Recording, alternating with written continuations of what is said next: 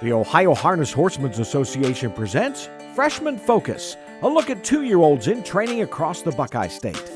Freshman Focus is presented by Eldorado Scioto Downs, now racing Tuesday through Saturday, post time 5:45. By Sugar Valley Farm. Looking for your next quality standardbred racehorse? Look no further than Sugar Valley Farm in Delaware, Ohio. By Prolific Equine, managing stallions and mares to create champions. By the Ohio State Veterinary Medical Center, caring down to a science. And by Wire to Wire Wealth, strategies tailored to your needs. Welcome back to another edition of Freshman Focus. After this message, we'll return for our sit-down talk with Ryan Miller.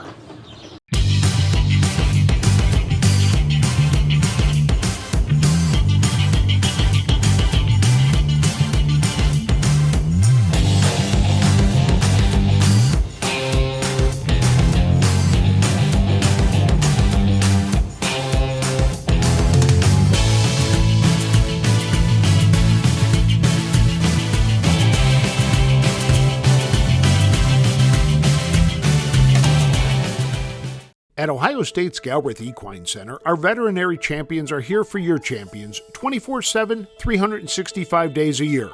Our expert team of boarded surgeons, sports medicine and rehabilitation specialists, together with veterinary cardiologists, internal medicine, and ophthalmologists, make our hospital your best resource for all sport horse performance issues. The Ohio State Veterinary Medical Center's Galbraith Equine Hospital. Call us today at 614-292-6661.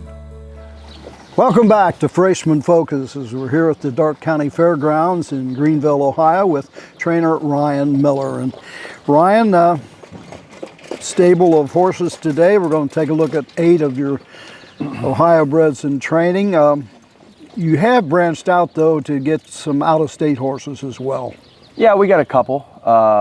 One's a homebred, a Sweet Lou filly, and got an Indiana bred filly as well by Tell It Like It Is. Mm-hmm. So. Are you pretty happy with your 2-year-old Ohio breds that you got this year? They've been training okay. I've not really got excited about any of them 100% yet, but so far they've been training fine, doing what I ask, and most of them are doing well. Before we get into the horse, I want to go back to you. Do you remember your first driving win? It was also your first training win. I'm guessing Scioto Downs on a horse named Tabos Tyke. I can't remember the year. I was probably a couple years out of college. 2009. Okay, 2009. Yep, I was at Scioto Downs with a couple of cheap horses, and I remember it well, yeah. 156 and 3. Yep, that horse didn't try real hard. Yeah. I probably would have had multiple whipping violations if it had been today.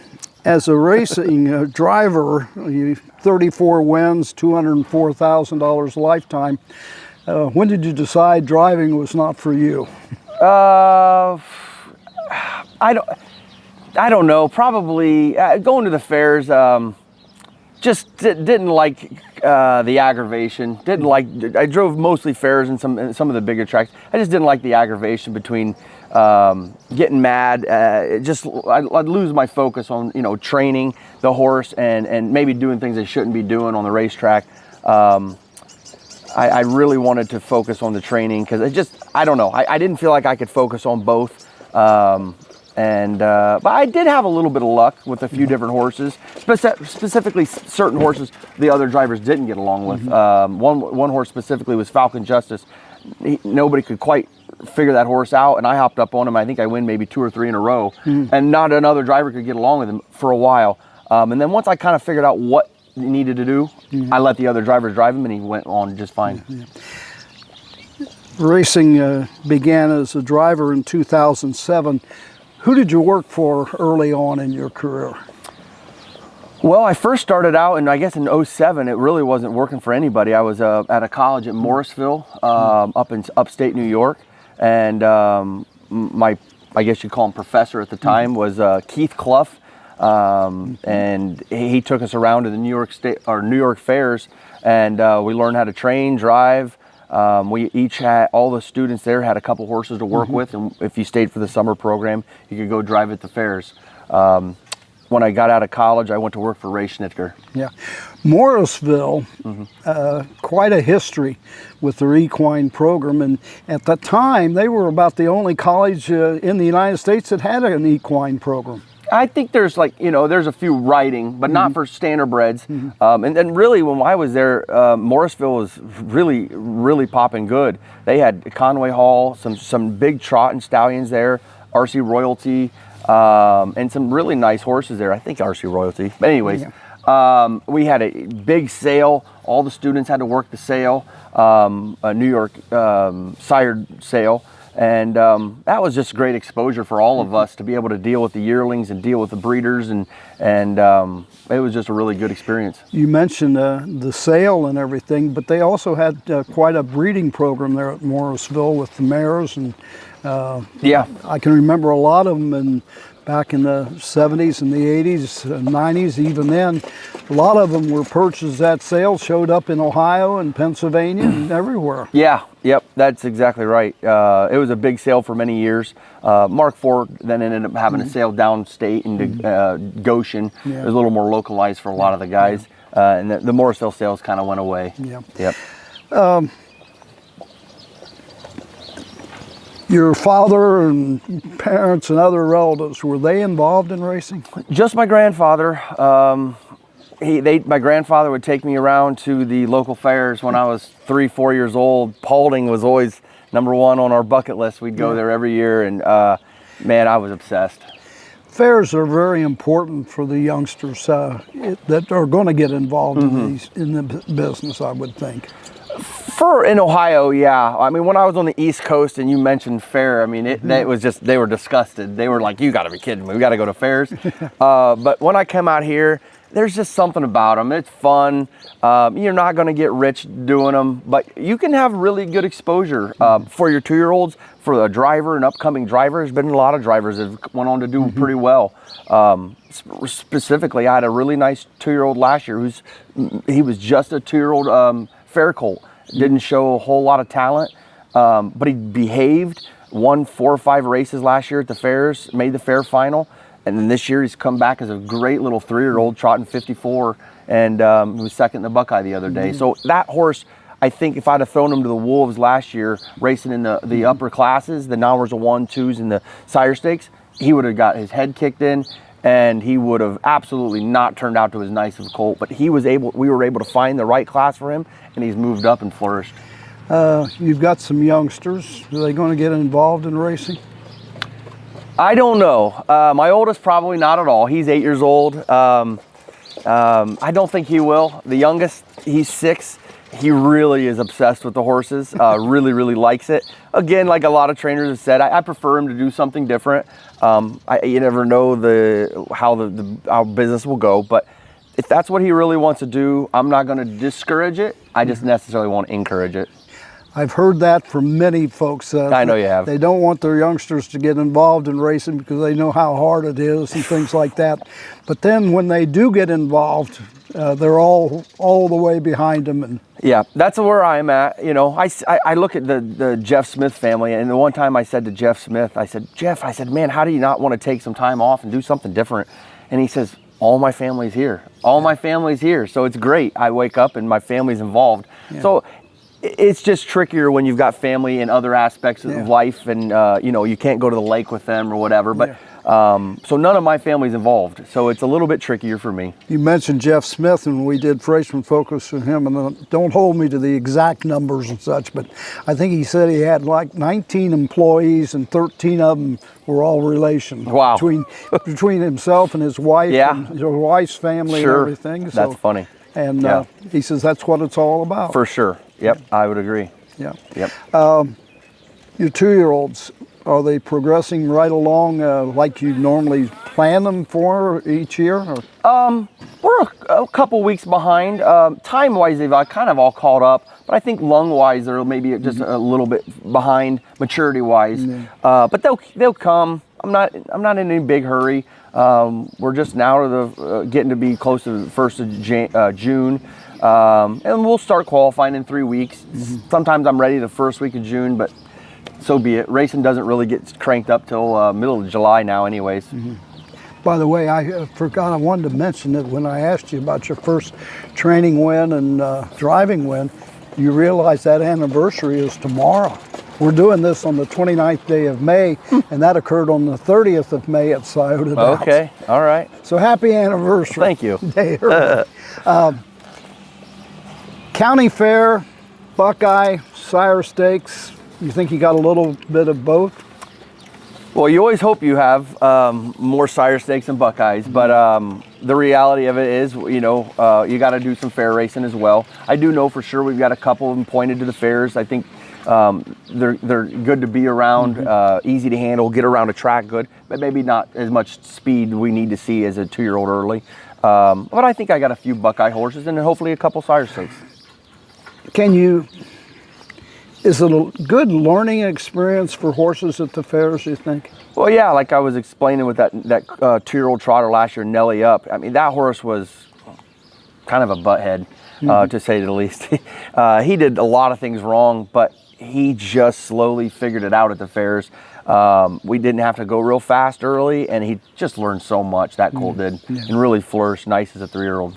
You had a butthead. Did you have a Beavis? We did not. No, he was pretty much our only butthead last year. Well, we wish you well at the fairs, and hopefully some Buckeye and maybe some Stallion Stakes as well. And your stable is progressing over the years. I think the biggest year you've had is like $600,000, and I'm sure you're dreaming one day to have $1 million stable. Yep, that's our next goal. I don't know when it'll be, but I'm hoping we're knocking on the door of a year like that. Okay.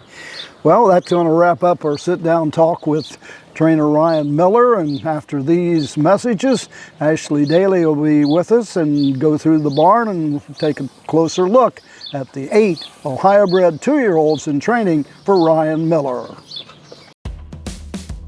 Racing is back at Eldorado Scioto Downs. Catch the excitement all summer long. Live racing every Tuesday through Saturday nights. First race post time is 5:45. Mark your calendar to see the future stars with a $150,000 Next Generation on July 5th.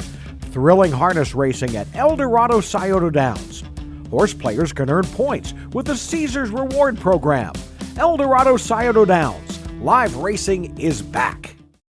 Captain Kirk is standing his second year in 2025 here in the state of Ohio, and he's attracting some of the best broodmares in the entire industry.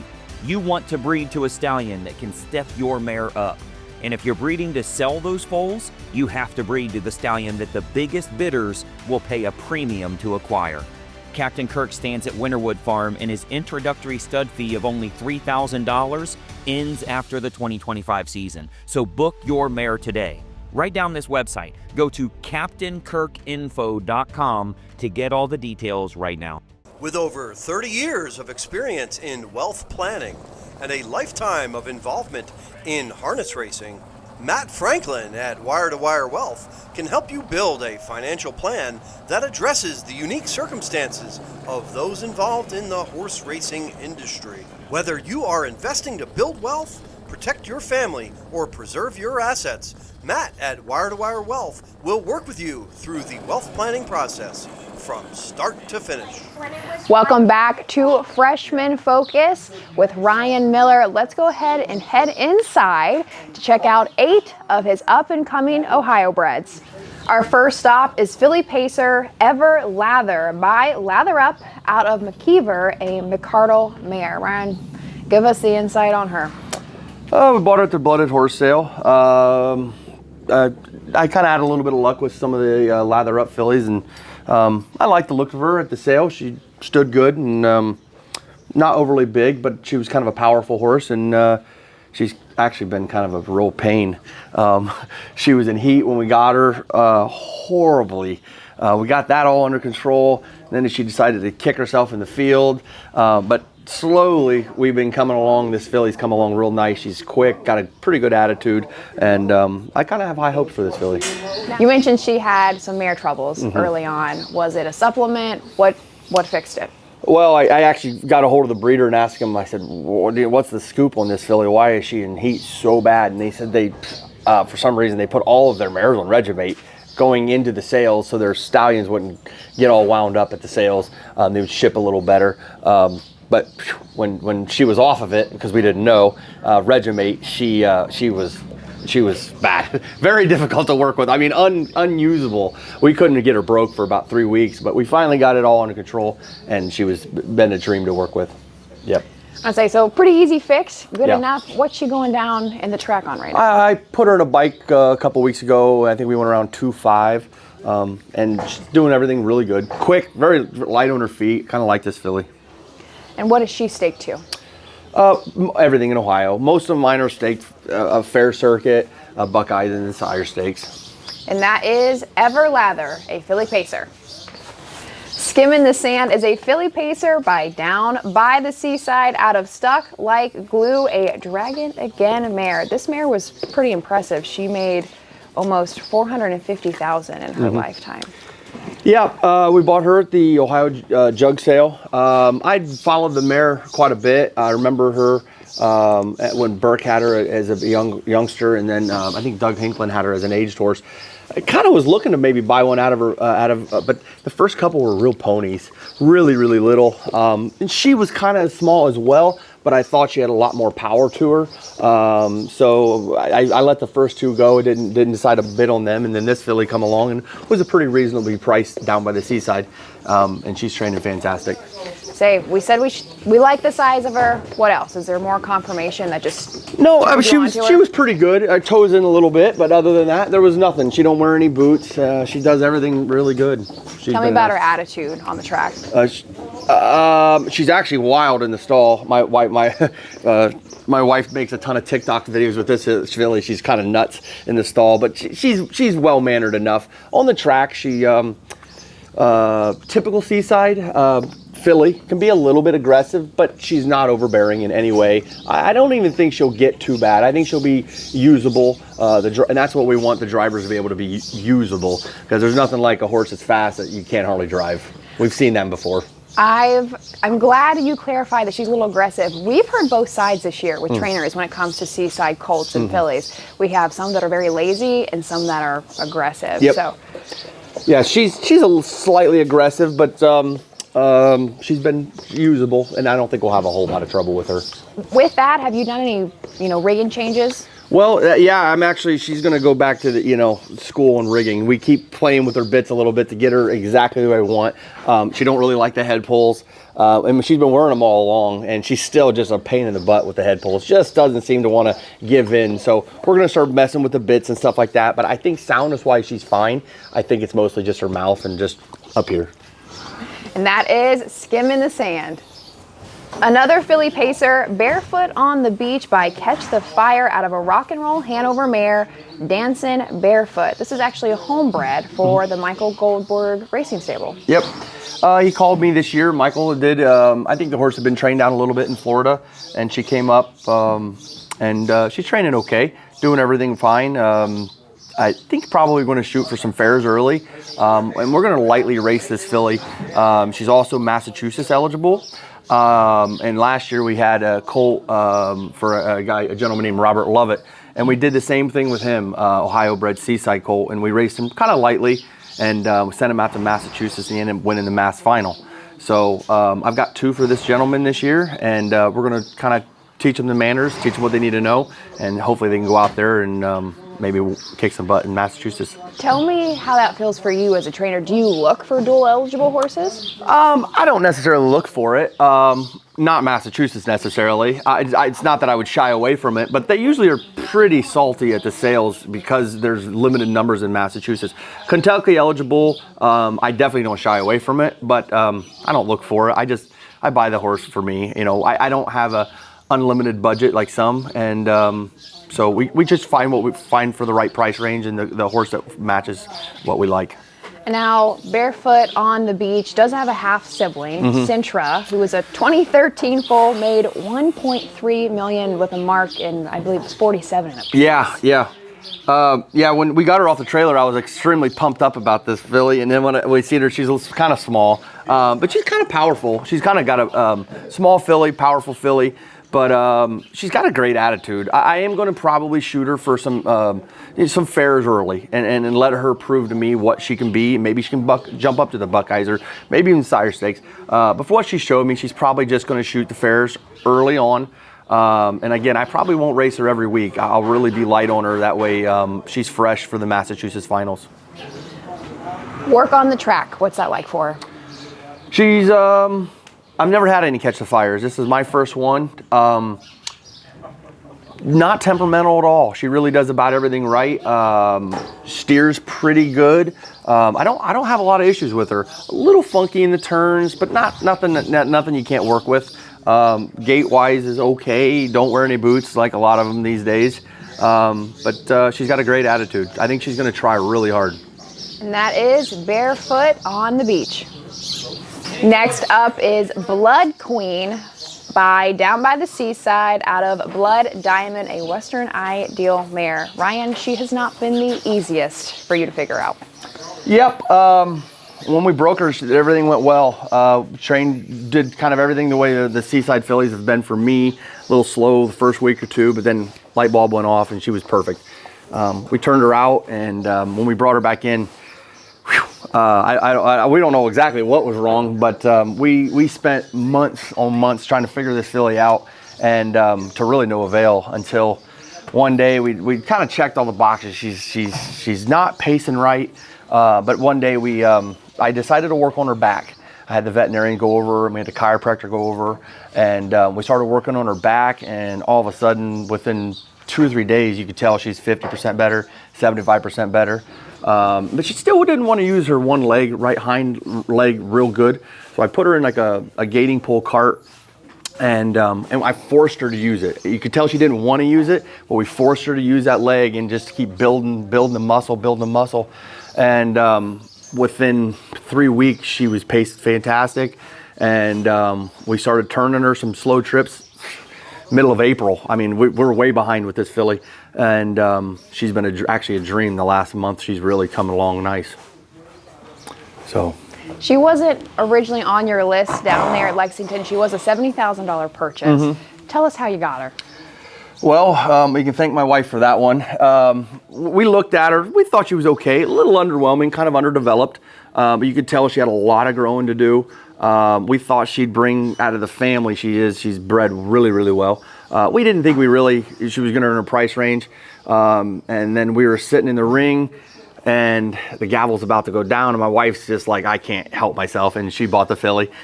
We even kind of bickered a little bit about it, but at this point of the game, I'm really tickled we own her. I think this is a really nice filly. So I'm glad you mentioned her breeding. She, first out of all of the ones, I was really excited to talk about her.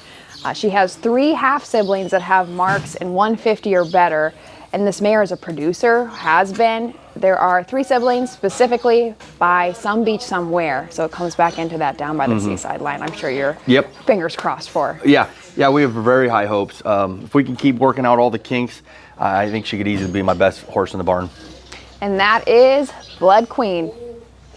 Mo is our only trotter on the list this afternoon. This is a gelding by In Range out of Sabrina Hall, a Garland Lobel mare. Tell us about the trotter.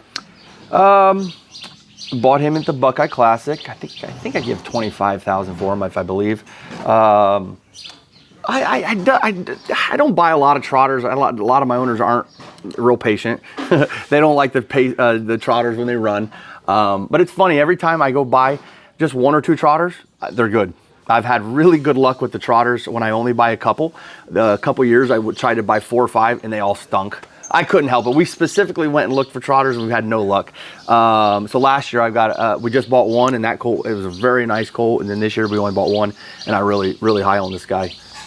Because you spend so much time behind pacers, is there a shift for you when, mentally when you get behind and try to train a trotter? I think you kind of got to be a little more patient in the turns and kind of feel them out a little bit to the opening quarter. I should say maybe to the first turn, but the most of them kind of get it figured out quick. They're so much better gated. This guy's been a dream to train. He's really never put a foot out of place, done anything wrong. When it comes to rigging, do we have trotting hobbles on, boots? What are we wearing? Not yet. We played back with his rear end. We've put some boots, and we actually went. I kind of wanted to put race bandages on him, but no trotting hobbles. And he wears a set of knee boots. We've talked a lot about siblings. He also has a half sibling. He's a Demon, which is a 2017, a 2007 foal that made over 300. When you're looking, at pedigree, how much attention are you paying to siblings? Not as much sometimes with trotters. Pacers I am. We've had trotters that have had 15 foals or 2 foals, and trotters, I just find you find the right looking one. A lot of times they're kind of funky looking things, and you can find 3 or 4 trotters out of one mare, and you could tell they just didn't look athletic or whatever. And you find the one you like, and you go buy it. And I've had good luck doing that. Pacers, I've felt I've needed to. You got to buy one with a good pedigree. Almost fantastic pedigree now, because even average pedigrees just don't seem like they can carry it as much. But trotters, they seem to kind of come out of the woodwork. I mean, I've seen mares that were 0 for 4, 0 for 5, and then all of a sudden you got a fantastic one. But this mare was, she's had, I think, 14 or 15 foals, and all of them were racehorses. And that's kind of what I think of him. I think he's going to be a racehorse. I don't know what level we'll be racing at yet, but I know one thing, he's always put the right foot forward every time. And what is he training down in right now? I went a mile in a bike in maybe 2.6 the other day. And that is Mo, our gelding trotter.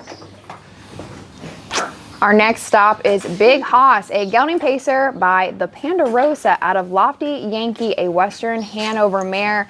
Ryan, this was a $32,000 purchase out of the Ohio selected sale for you. Yep. I had some new owners on board, and they kind of liked this colt. We were looking at some Sumas as well, and we didn't get any of them bought.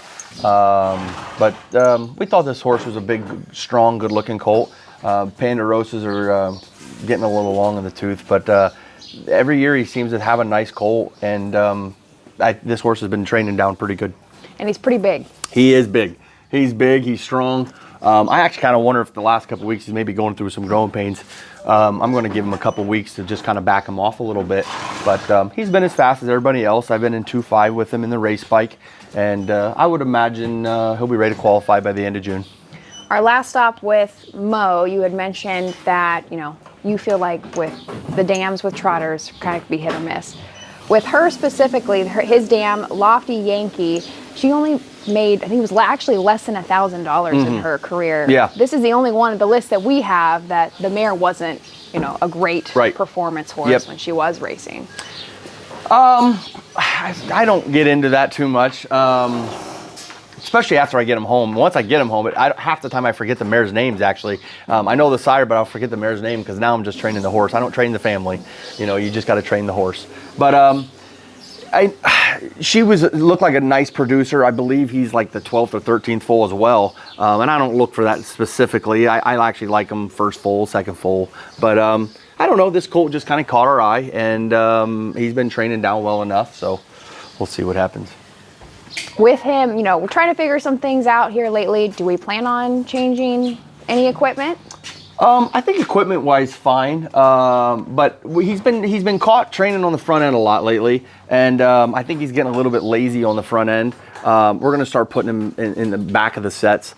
This colt trained down so great early on. I think he's kind of got stuck on the front end a little more times than I think I'd like to see him. So we're going to start training him in the back and see if we can't braven him up a couple weeks before we go qualify. And what group has he been training with? I don't really have groups. I'm just picking shoes. They've all pretty much been the same except for 2 of them.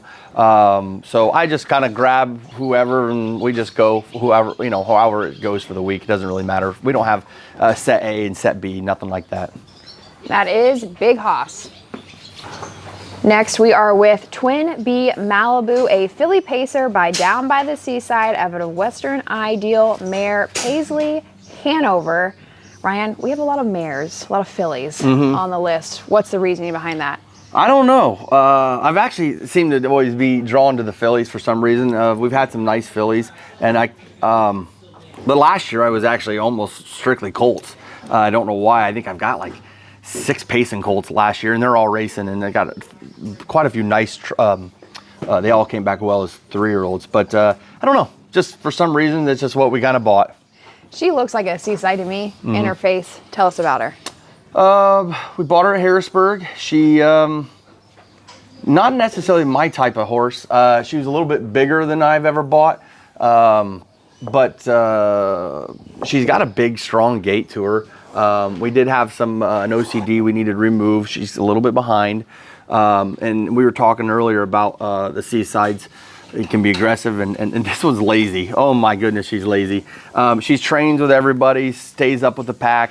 And actually, I noticed the last couple of weeks, she's actually starting to get a little bit more drive down by the wire. The rest of the mile, she's pretty lazy, just loping along. But down by the wire, she's starting to pick up the bit and want to do it all on her own. And I don't have any trouble with these kind. You usually get them in behind the gate few weeks, and they come right to life. And they're almost perfect then. Those are the ones you kind of want, to be honest. We're still pretty early, but we're kind of getting to that crunch time when it comes to what stakes we might fall into early on. What's your hopes for her? Well, I hope she's a sire stake filly. I think that's what we all hope for. If she's a Buckeye filly, that'd be fine with me as well. She's so big, I probably wouldn't shoot her for the fairs or anything like that if that's where she has to be. I'd probably just turn her out and bring her back. I've got some other ones that are kind of smaller and a little handier. And if that's what they turn out to be, I don't mind going to a few fairs and kind of teaching them. And how fast are you going with her? Well, she got pretty far behind. I think I've been in 22 with her. So she's quite a bit behind, but it won't take us long to catch up. And that is Twin B Malibu. Our final stop is a gelding pacer Beantown Dragon by Fear the Dragon out of Ace of Pace, a Cam's Card Shark mare. Tell us about this one. Another homebred. This one come from Michael Goldberg as well. He's been kind of a fun little horse to train. Doesn't really do anything wrong. He's got a good mouth on him. He's kind of a quick, scatty little guy. Again, he ain't real big, and I think everybody was kind of knew that when he was born and when he was coming up to train. But he's also this is the other horse that was Massachusetts eligible, so I won't be overly hard on him early. Race him a few races, might do a fair or two, maybe try the Buckeye if he qualifies good. But this horse has really got a perfect attitude and a good little gait on him. He's the only Fear the Dragon that's been on our list today. Tell us, we just have had some trainers, not love Fear the Dragons. Right. They can get a bad attitude. Sure. Tell us. Yeah, I've had quite a few. I've had a handful over the years. I've had some with great attitudes and some with bad. This guy's got a fantastic attitude. That's what I'm kind of excited about him, because he's got just a good little attitude. And I have another one I didn't feature, but he's got a good attitude as well. No issues there. But Fear the Dragon, he's been around a few years, and again, just like any sire, you got some good ones and you got some bad ones. What is his gait like out on the track? He's got, he's a small horse, but he's got a big gait on him, actually. He does, when you see him on the track, he doesn't look small at all. He really kind of covers the ground and kind of swells up and looks like a big horse. Has he had any quirks early on that you've had to fix? No, a lot of the Fear the Dragons do. A lot of times you don't actually fix them. But we try really hard. But this cork, he's had no corks. He's been, other than we got to hook him way down here and walk the whole length of the way out. Because if you hook him too close to the entrance or exit, he wants to just bully you over and walk out of the barn 100 miles an hour. But if we keep him down here, he hooks and he's a gentleman walking out. That's his only cork. Other than that, he's been a perfect angel. That is Beantown Dragon. Ryan, we thank you for letting us hang out and look at your Ohio breds today. Thank you very much. Well, that wraps up another edition of Freshman Focus. I'd like to thank Ryan Miller and his entire crew for making our job real easy this morning here at Greenville. Join us again next week, same time, same location for Freshman Focus. This has been Freshman Focus, a look at 2-year-olds in training across the Buckeye State. Freshman Focus is presented by Eldorado Scioto Downs. Racing begins May 8th with the next generation July 5th. By Sugar Valley Farm. Looking for your next quality standardbred racehorse? Look no further than Sugar Valley Farm in Delaware, Ohio. By Prolific Equine, managing stallions and mares to create champions. By the Ohio State Veterinary Medical Center, caring down to a science. And by Wire to Wire Wealth, strategies tailored to your needs. Freshman Focus is a production of the Ohio Harness Horsemen's Association.